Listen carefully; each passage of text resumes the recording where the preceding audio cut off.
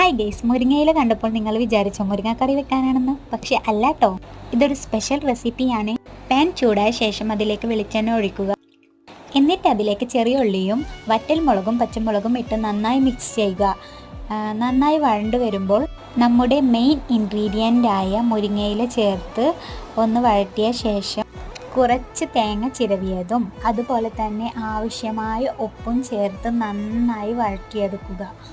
പിന്നെയാണ് ഇതിലെ മെയിൻ ഇൻഗ്രീഡിയൻ്റായ പുളിയുടെ പുളി കൂടി ഇട്ട് നന്നായി വഴറ്റിയെടുത്ത ശേഷം അത് ജസ്റ്റ് ഒന്ന് ചൂടാറി കഴിയുമ്പോൾ മിക്സിയുടെ ജാറിലേക്ക് ഇട്ട് കൊടുക്കുക.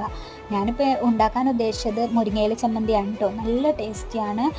മിക്സിയിലിട്ട് ജസ്റ്റ് ക്രഷ് ചെയ്ത ശേഷം സെർവ് ചെയ്യാവുന്നതാണ് കേട്ടോ. ഇതിന് ഒടുക്കത്തെ ടേസ്റ്റാണ് കേട്ടോ.